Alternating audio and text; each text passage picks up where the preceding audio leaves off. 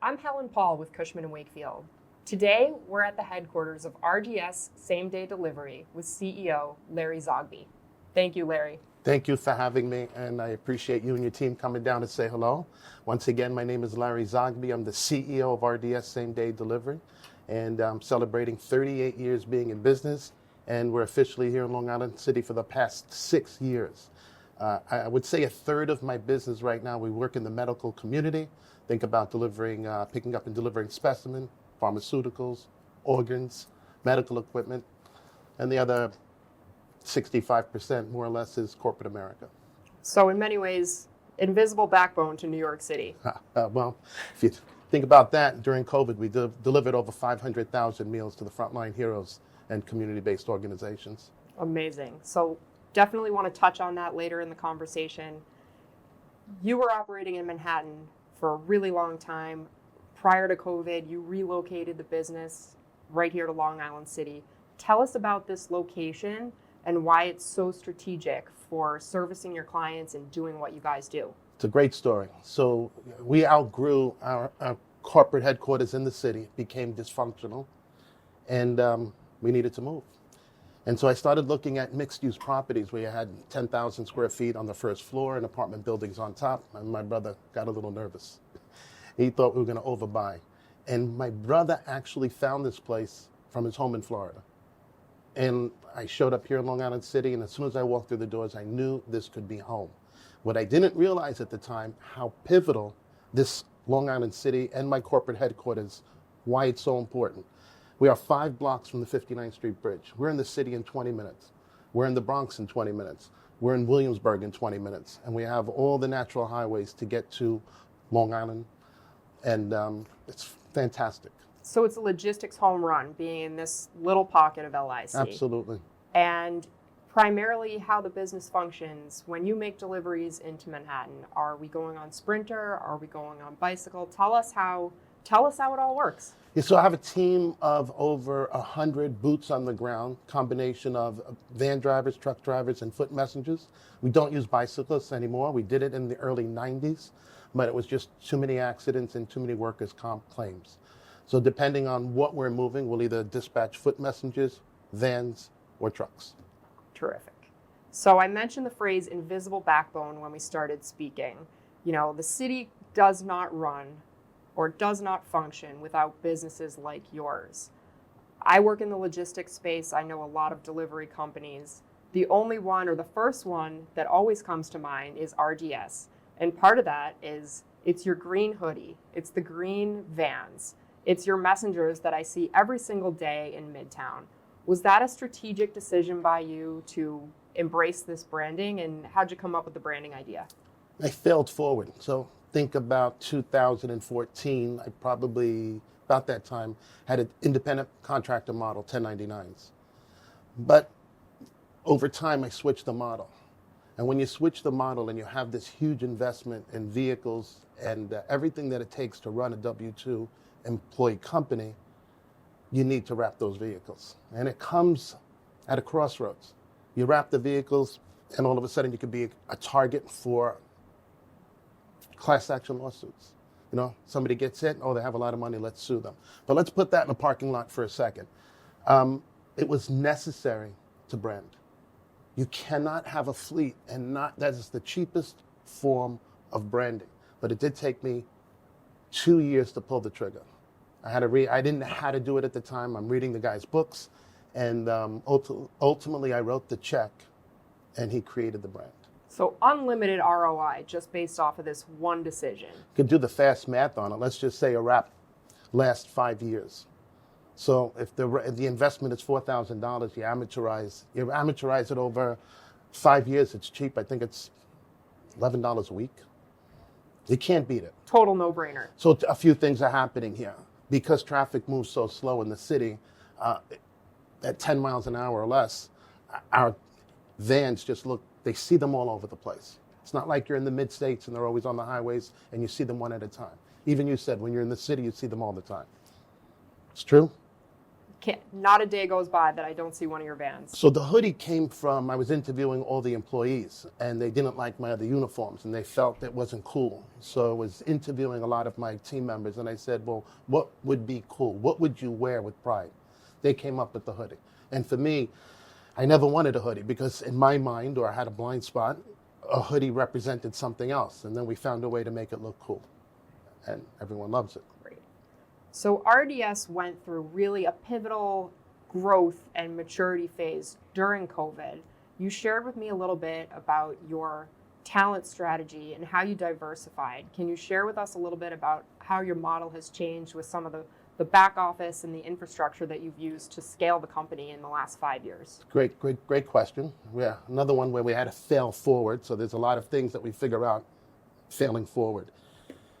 I think about it very strongly. It was March when the governor wanted to shut everyone down.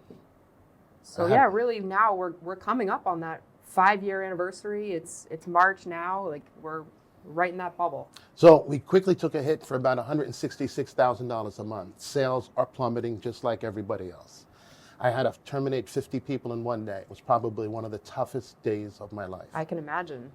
And then April comes, and we started working really, really hard. I told my wife I'm not coming home until we figure this out. So I would only go home on Sundays.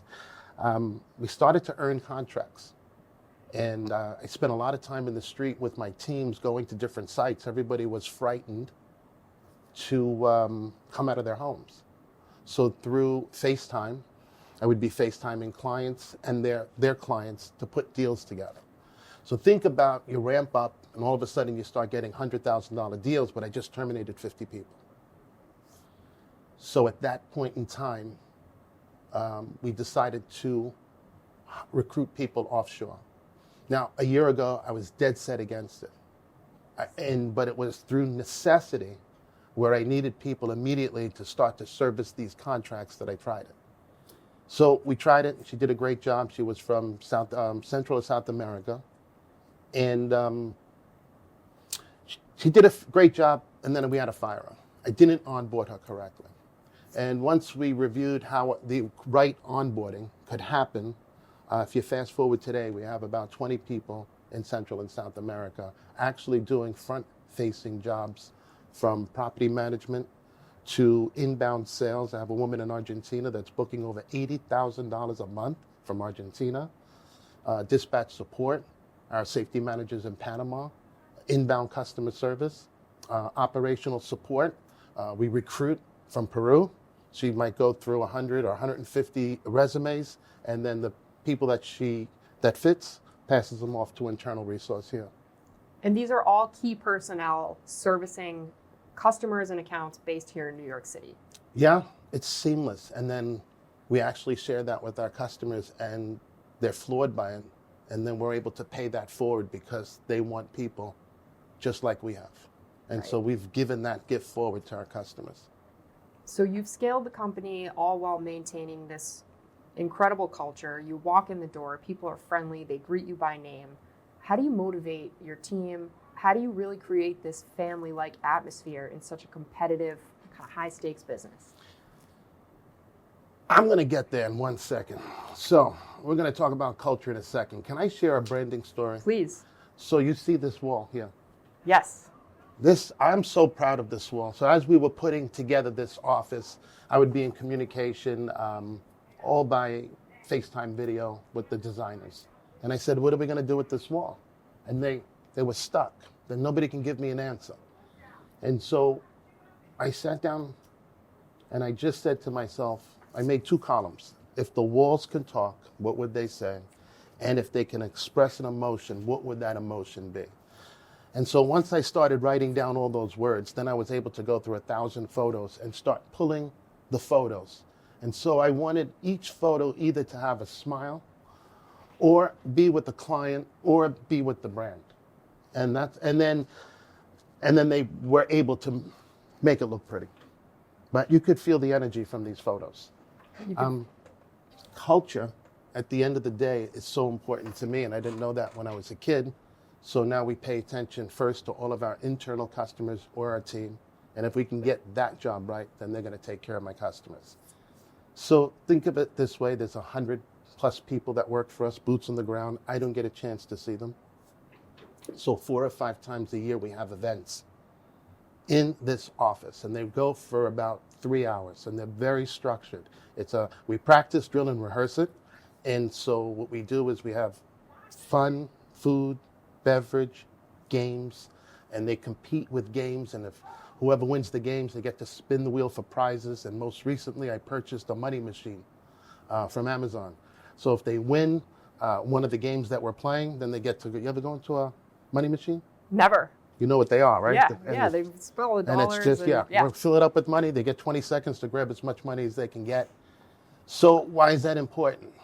Because we need to recognize the people that are taking care of us. And we want to recognize them with fun, appreciation, awards, rewards, cash, and community. They need to get, so if you have 100 people, they don't even know who the other 90 people are. Not everyone sees each other. We work 24 hours, 7 days a week. So it's important for us to invest in fun. You invest in fun, you make it lighthearted, people are motivated, and then dollars fly around. It's magic, right? Yeah. In the literal sense. Yeah, no, in a literal sense. And then we teach the people on the inside, we educate them about money, and every decision that they make controls all of our gross margin. So we give them metrics so we can reward them based on their decisions. So it's not just a salary, it's not just contribution to health, it's not just a 401k, but it's really using metrics so they can do their job better and get rewarded for it as well. And we also we make sure that we make an investment in our humans to pay top dollar more than our competitors. So you're incentivizing everyone. Yeah. There's incentive to perform. Yeah, yes. As you know, we shared with you your business 1099s, our business in the brokerage world, we're all 1099s, totally performance-based model. I get it. We've struggled a little bit. I think the brokerage world, for sure, to recruit and retain up-and-coming talent. You know, the younger generation, there's a bit of a learning curve with this, what you just described. Well, let's talk about that for a second, right? So 2 models. I'm a W-2, you're 1099. But when I look at it, we have something in common. We're all human. And part of my job is to connect and stir emotion inside of people. For me, this is real. A lot of people, they might give culture lip service. They might put a statement on a wall.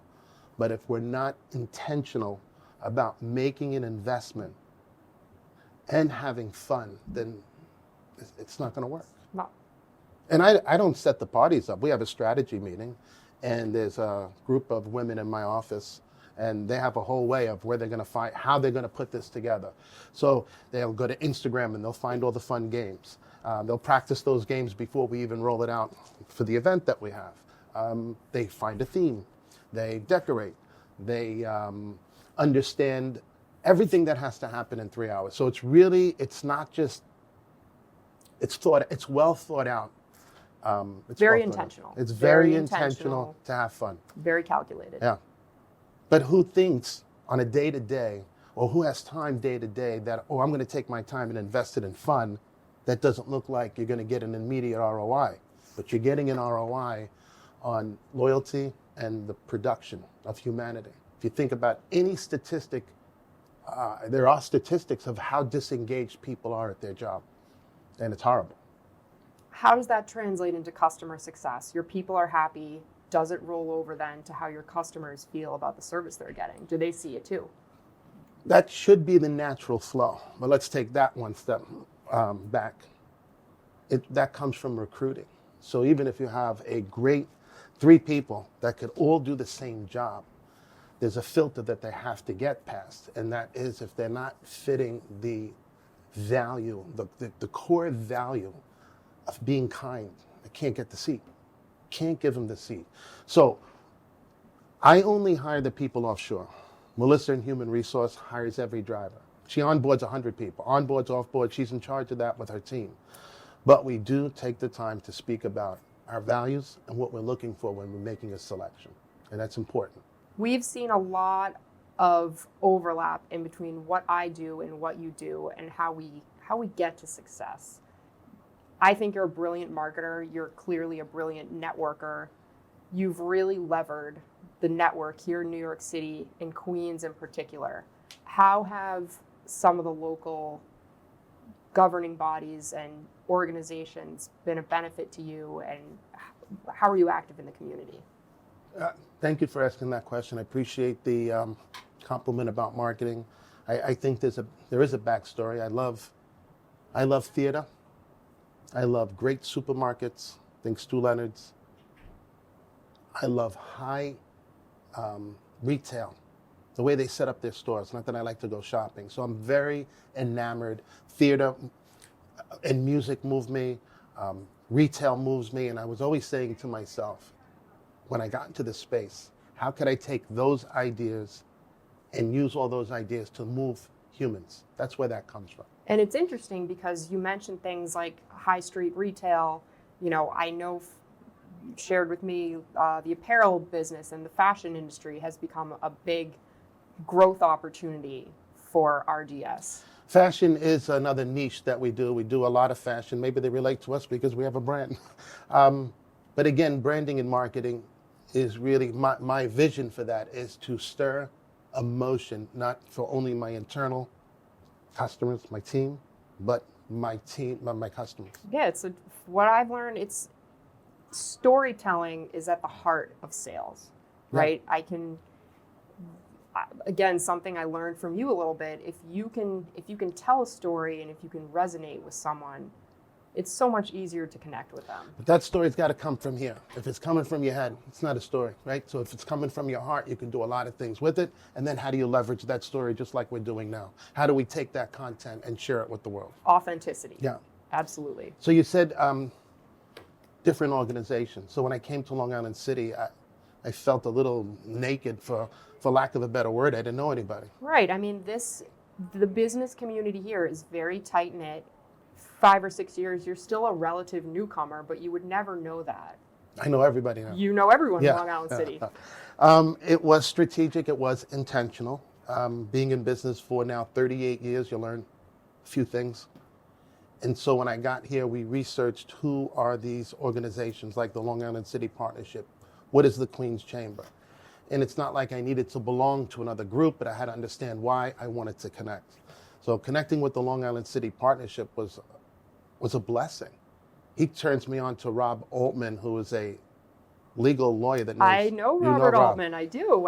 Recently he helped a Long Island City-based customer of mine with a pretty substantial lease transaction. Well, there you go. So yeah. Charles introduced me to Rob Altman. It's New York City tax break. Yep. And he knows every incentive in tax break. And so I'll be always indebted to Charles because making that introduction helped get me the tax incentives REAP, and that was a game changer. And so I started to get to know Charles. I would go to their events. We would use our delivery service and help them to support the community any which way we can, right? It's just giving back. And I wanted to take that same model and do it for the Queen's Chamber. And it took me probably 2 years till I met Tom Gretsch, till I met Brendan Levy. And we used the same model. How could we help? How could we connect? And the reason why I wanted to do it was first to get to know leadership teams, but then they have their hands tied to the politicians. And those politicians influence local laws and policies and regulations. So just being friendly, meet and greets, using our capacity in our trucks, because everybody needs delivery service. During COVID, I think we were storing 1 million masks for the Queen's Chamber, and then we distributed them to small business. So working together is a win-win. Everything you shared, again, it really resonates because on our team, we're in high growth mode right now. We try to teach the same thing, and for all the up and coming brokers tuning in right now, it's help first and the business comes later. You got to make a deposit. Right. And that deposit, I share this with my sales team. Think of yourself like a farmer. You've got to work the soil. You got to plant the seeds, and you just have to keep making deposits, and it'll come. And sometimes, even though you're making a deposit into a particular humans or an organization, sometimes the help doesn't exactly come from them. Sometimes it comes from It's somewhere else. residual, right? It's sometimes it comes from some other place, but really it was a direct result of those little daily things that you did, and you might not have seen immediate impact, but it pays off. But I will say this: wherever I go like this. And I don't know if the camera can see me over here, but I'm going to walk over here for a second. So this is my uniform, right down to the Nikes, right down to the sneakers. And for me, why is this important? Is because I want to stand out wherever I'm going. I want to be able to leverage my presence wherever I'm going. So whether I'm in a bank, whether I'm in a boardroom, whether I'm closing a $2 million deal, this is how I go to work every day. So you made an incredible investment into your network. You were very intentional about your branding, and you shared something about, a huge win. Believe the customer was Netflix. Tell us about that deal and how it came about. How'd you get to it? We'll start with Netflix, but let's take one step back. Remember we were talking earlier about the organizations that I belong to. I named two only because they're in my backyard: Long Island City Partnership, Queens Chamber of Commerce. But I'm part of probably 7 different organizations for different reasons, not all for networking, right? I know the Queens Chamber of Commerce, they offer networking. I'm not in the Queens Chamber to network per se for business opportunities. It was more networking for politicians and figuring out how to strategically do stuff for a bigger win. Let's get to Netflix and the $2 million deal. So at a local level, I'm the current president of the New York State Messenger Courier Association, and I've been around that industry for 20 plus years, but I'm also around the national level for 25 years. So I travel a lot for business, to go to conferences, think education, government affairs, and networking. So New York City is the cross center of the world for transportation, so even my friends across the United States, they always have business in New York, and they need a last mile courier. So this is how Netflix started to come into play. Larry, I get a phone call from my friend. He's in Philly. Hey, I'm servicing it in New Jersey. I'm servicing it in Florida. They need help in Long Island. And he said, I know you're the best. I trust you implicitly. I'm going to make a strategic introduction, and I need you to close that deal. And then we'll figure out how I get a commission on the back end. Well, the funny thing is, I paid for 2 of his kids' bar mitzvahs. But I could never open that door if he doesn't make the introduction. So this is like anything, even in life, right? If I'm trying to help or mentor somebody, I could open the door maybe for a job. But then they have to close the deal. So I walked through to Netflix. I was well received. And from there, that went for 4 years. And what did we do for Netflix? Think about the days before we were streaming. They had their discs. Right, you get your DVD in the mail. You got it. It was, the next step after Blockbuster. I remember in college, Netflix was this novel idea. You would get DVDs in the mail and send it back, and then magically you'd get another one. So let's talk about what goes on behind the curtain now. Every night, 7 days a week, we would deploy trucks to a facility in Melville, Long Island.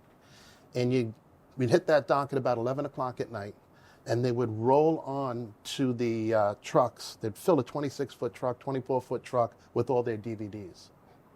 And then what we would have to do after we load up, we would leave 11:30, and throughout the middle of the night, we're going to post office to drop off these DVDs. And then the post office does what they have to do, and they deliver it to you. So there's a whole mechanism where we're picking up DVDs and delivering DVDs 7 days a week, between 11 at night and like 7 in the morning. The DVD supply chain. Yeah, there you go. That's absolutely. And the reason why we lost the contract is because DVDs kept getting smaller and smaller. The world changed. There you go. Right. There you go. That's and so why are groups so important? So think of, and that's, yes, that was a huge deal, the $2 million deal. But we've gotten so much business from my competitors, and I think it's important to talk about that for a second. Sometimes people think getting into bed with your competitors is taboo. I actually know all my competitors here locally. They invite me to their kids' weddings or their big functions, and who would bring a competitor to a function? And what I've learned over time, every delivery is not the same. And John Q. Public doesn't understand that. They think a messenger service is a messenger service. I'm not competing with FedEx or DHL or UPS. That's distribution. They're getting millions of packages overnight, and they deliver the next day. in my world, last mile delivery, that phone rings, or we're doing 1,000 transactions a day, but it's every day. They call you, pick up, deliver, pick up, deliver. It's not distribution, it's not High overnight. flow through, nothing stays in the warehouse. Right. That's correct. But even with that, not every delivery is for us. So by using my network and actually making deposits into their community, we give them business, and that builds trust. And just the way I received a $2 million deal from my competitor. So I also belong to another group. Let's go back to COVID for a second. It's called Execs. So think about Execs is it's about 82 unique members. You got to do at least 5 million in sales. I think the average sales in the room is about 15 million. But you have people from 5 million to 300 million. And it's we have lunch about 3 times a month, and it's people do business belly to belly, but that's not the point. The point is making a strategic introduction. It's like me introducing you to Nick at Edge as an example, right? Helping each other to bring people together. Right. During COVID, I got $1 million contract from that organization. They knew that they needed the shots. What do we call the vaccine? The vaccines, right? So we actually one of the hospitals, they were looking for last mile courier companies, and somebody put my name in the hat. I interviewed with 9 people on Zoom. So there was 2 of us in this conference room, 9 people on a Zoom. I never forget this. We closed the deal on a Thursday. They wanted us to start on Monday, and I'm supposed to go on a boat trip on Friday. And that was planned for 2 months, and I didn't think it was right to go on that boat trip, and we couldn't practice, drill, and rehearse everything that we needed to do to make it seamless on a Monday. But that's a huge contract when you think about COVID, and everyone's starving. $1 million. So belonging into groups and making time to invest in groups, not only for strategic networking. I belong to Entrepreneurs Organization for 28 years. That's more about peer-to-peer learning. So different groups for different reasons.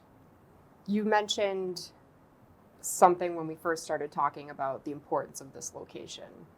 You also mentioned that just the sheer number and the volume of last mile servicers and couriers and logistics companies in this pocket of New York. How space constrained is everyone?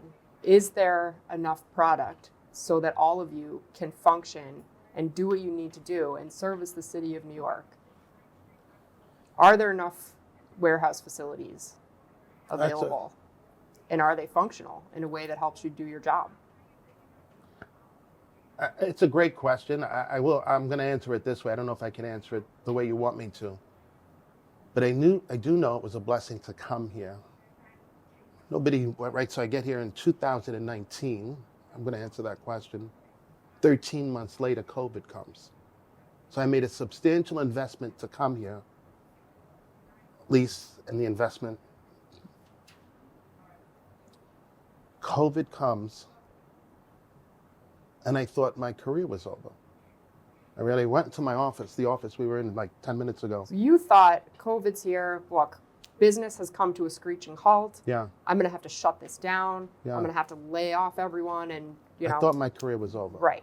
That conversation happened for 60 seconds in my head, and then I shook it off, and I never looked back. But let's get back to warehousing. The deals that we were getting, the opportunities that were coming our way, if I didn't have the warehouse space, I wouldn't be able to do those deals.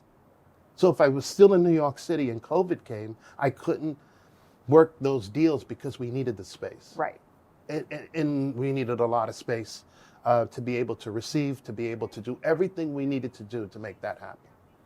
So the space for us is important. I really can't answer if there's enough warehouse space for my competitors. I would almost, why did you ask that question? Well, I went down into the belly of the beast downstairs.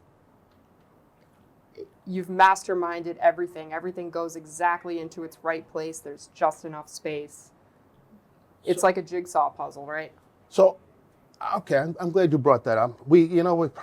I see my friends, right? I don't do a lot. So we do more cross-docking. Cross-docking would be freight will come here for a day, 2 days, a week, and then it goes back out. I have friends who are full-fledged 50,000, 100,000 square feet of warehouse, and they're storing a lot of stuff. So think about they're storing product and they're acting as inventory control, and then they'll deliver it. That's not part of my business. But with that being said, warehouse space The transportation is tight. needs really drive your real estate needs more than the actual physical bricks, it seems like. Yeah, you're right. Yeah. You're absolutely right. And everyone who's in this business has a different niche. And so the requirements for space are going to change depending on the type of business you're serving. Great. So on the topic of the physical bricks, tell me a little bit about the controls you've implemented for safety in the warehouse. Oh, well, let's just talk about safety overall. Safety gets born out of insurance. And so you think about insurance this way for a second, at least from my experience. I'm in business 38 years. I got into a captive 2 years ago. So probably for the better part of my career, 35 years, we would just write a check to the insurance company and they'll take care of it. It's auto pay. You're not thinking about it. You know, it's the cost of doing business. Not thinking Yes. about anything. But I did realize over the last 10 years, our insurance keeps going up in double digits and it's choking us. You cannot raise your rates double digits. So insurance is eating the bottom line. It's really cutting into profits. And I started to get curious about it, like how we're going to sustain ourselves if every year for 10 years, double-digit growth. And we started to look into why is this happening, and we never realized. Let's go backwards for 1 second. Think about 2012 when the gig economy was born, more or less, and you have the Amazons are coming in, you have the Ubers coming in, and you have all these vehicles coming into the city. So what happens when you have all these vehicles and all this transportation? You have more accidents. So nobody wants to write insurance anymore in New York, and if they're going to write the insurance, they're going to charge you through the nose. We're going to get to safety in a minute. So I remember in 2022, they wanted to charge me $1,900. Let's round it up to $2,000 a month. That's $24,000 per vehicle per year. Not sustainable. So I interviewed 5 different insurance companies to understand what this thing is called, a captive insurance. And once I got comfortable with it, again, this is one of those things where I had to fail forward. I didn't think of captive insurance strategically. I thought about it because I had a gun to my head, paying $24,000 a year for a vehicle. Captive insurance is where if they accept you and you fit and check all the boxes, you're invited to buy a share of a company. I actually own an insurance company. I'm part of 280 members. So they're offshore meetings. Their home bases in the Cayman Islands, and 2 offshore meetings. I just came back from Argentina in January. And we go to those offshore meetings, and again, I will get back to safety in a minute. We go to those offshore meetings to vote on policy and understand best practices on how to keep us safe. So those 280 members, they're not all in transportation. As a matter of fact, it's heterogeneous. Probably only 25% is in transportation, and the other 75% is a mixed bag of nuts because everyone's got a different pain of insurance. It could either be commercial insurance, it could be workers' comp insurance, or it could be just general liability. And what we've learned is that you can get into a captive insurance, pay normal rates, and if you play in the sandbox the right way, they'll write checks back to you. But what does all that mean, and how does that tie into safety? I actually took on the risk, and now I'm in charge with my whole company of keeping everybody safe. And for that pleasure, you pay normal rates, and they write a check back. So as soon as I got back from my first meeting, we needed dash cams and all of the vehicles. Then we needed a safety manager. And then we talk about safety every single day, from onboarding, training safety videos. Once a week, they're in some platform called Safety Samba, and it's constant talking about safety and training. So we actually have scorecards, and we could see how safe the drivers are. And that's part of those rewards when I was talking about earlier in culture. We're actually giving them not only physical appreciation, but actually checks. So I rather invest in my team to keep them safe because I'm going to pay somebody. I'm either going to pay them or I'm going to pay the insurance company. Or when I get sued, I'm going to be paying frivolous lawsuits. So safety for any company, it's imperative because every one of your customers are experiencing somebody back gets hurt. and all of a sudden they're suing workers' comp. Everyone's looking for the short angle on how to sue somebody. And it's easy to sue, it's free. And so if we as a company aren't keeping our people and our teams safe, you can go out of business. You can go out of business from being sued, workers' comp, frivolous lawsuits on anything, and it's horrible. Happens all the time. Last question, because I know we're a little bit short on time. You made me think of it when you mentioned the Cayman Islands. You're a big Aruba guy. Yeah. You love going to You Aruba. remember. Tell me how important it is to be able to take some time off and unplug and spend that time with family and loved ones. What does that mean to you when you come back as a business leader after you've had the ability to recharge the batteries a little bit? I can't believe you just asked me that question. I just was talking to my wife last night. She said, "When are we going to Aruba?" So, she didn't tell me to ask you that, by the way. It's funny. We were talking about that. I'm going to get to Aruba in a second. It's funny. When I was negotiating the space in 2018, I was in Aruba. I'm in a bar at a beach, and beach bar. And That's, by the way, anyone that needs to negotiate a lease, I highly recommend you do it from a bar at the beach. Yeah. I totally advocate for that. It was amazing. So I'm married to a Venezuelan, and think about Florida to the Bahamas. What is that, like a half hour, It's 20 nothing, minutes? a little puddle jumper. Right. And so Aruba from Venezuela is a puddle jumper. So she was always going to Aruba, and that's her favorite place. And for about, I would say, 15 years, pretty much go twice a year. It started with a 5-day trip, then it creeped up to a 7-day trip, then it creeped up to a 9-day trip. I think we're at 10 days now. It's very relaxing. I still don't disconnect 100%. There's structured time where I'll go to the room and just catch up on emails. But it's important. As a matter of fact, my daughter got married in COVID in Aruba. And it was wonderful. It was wonderful, and everybody was scared. So think about March 20th is when the city shut down. Her wedding was September, just a few months later. And I said, "Guys, you still want to do it?" And they said yes. So we had an 80-person guest list. It shrunk to 40, but we had a great time in Aruba. Aruba is refreshing for the soul. But I would like to close this way, if you don't mind. Please. Like, what's a day in a life for me? So in a day in a life, for me, people always ask me, what do you do every day? I spend a lot of time coaching and mentoring. I spend strategic time networking in different organizations. I work with marketing. I work with my CFO, analyzing metrics, financial and customer metrics. That's pretty much my day. And I am blessed to have a great team that can execute on operations. And I'm a visionary, and I'm also in charge of the culture. Great. Larry, thank you so much for your time today. For anybody that wants to get in touch with RDS, anyone looking for the services that you offer, how can they get a hold of you? You can definitely get a hold of me. Actually, I'll give you my cell number. Most people don't even call it, but we'd love to have a meet and greet with you. You can call me at 917-418-7105. You could email me, larry@rdsdelivery.com. And the way our meet and greets go, I'd get my executive assistant involved, and it would be great if you can come and see our facility, share some stories, and there's always some innovation that happens from our meet and greets. So thank you. Thank you, Larry, the ultimate marketing guy, Zogby. Thank you so much for your time today. It was an absolute pleasure. Thank you.